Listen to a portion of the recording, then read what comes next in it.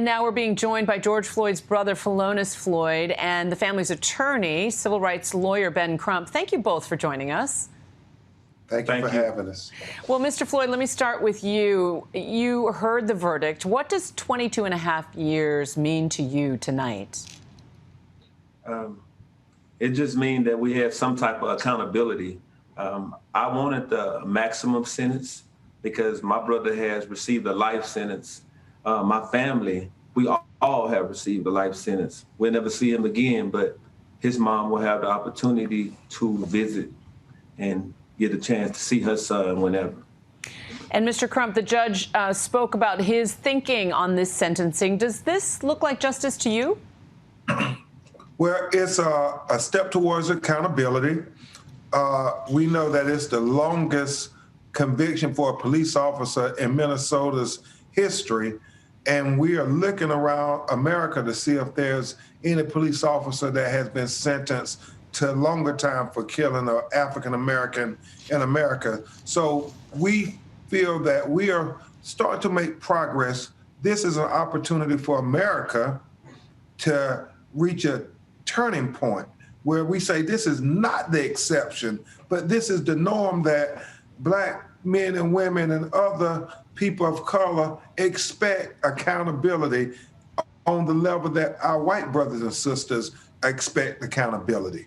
In many ways, it's an historic sentence. But Mr. Floyd, this court hearing was an opportunity to offer victim impact statements. How well did those words in court by Gianna and by Brandon Williams and Terrence reflect what George's murder really did to your family? It was pretty much something amazing that they even had the time to even write it, because you can't think straight thinking about what's going on. This has been a year, and we have to constantly talk about it, reliving the same situation over and over. My brother dying every day.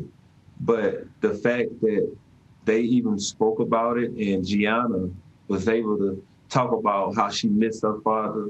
You know, I just was in tears the entire time when people were speaking, because my brother, he didn't deserve this. No human being deserves this at all, not even an animal. So I just think that all the statements that we had, they made a big impact on what's going on. In many ways, George Floyd has become a national icon, but to bring it back to the humanity and the loss was so important. Mr. Crump, maybe you can answer the next idea that Chauvin said in court that there would be more information coming and that it might give some peace of mind. What do you think he's talking about? And is there anything that he could say or present that would make a difference in your mind?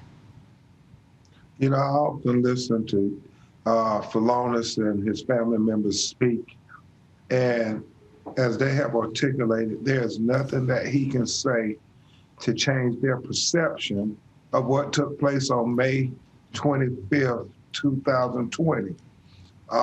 We understand the federal charges are pending, and so we don't know if he was trying to signal something to that effect, but we know that as Philonese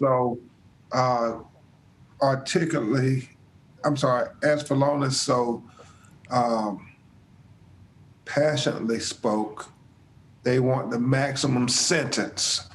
And the fact that the federal charges are still pending means that there's a chance we can get maximum accountability. Because I think it was your brother Terrence who said that if the roles were reversed, they know George Floyd will be under the jail.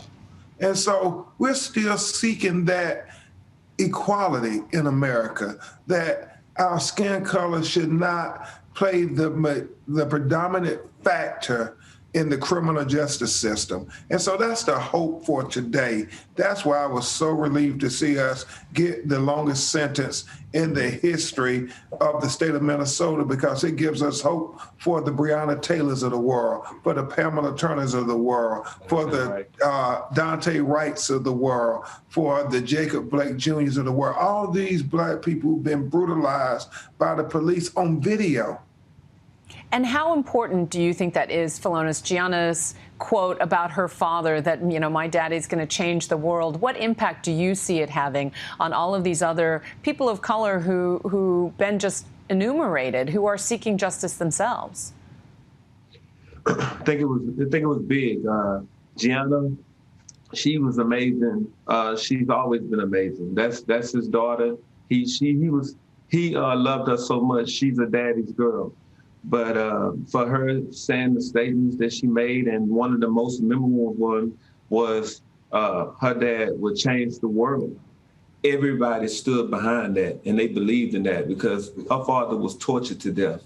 And that's something that was like so horrific, nobody ever seen in life. So for everybody, no matter what race, that stood behind her, thank y'all so much. And Ben, one final thought. You mentioned that this was the stiffest sentence in the state of Minnesota.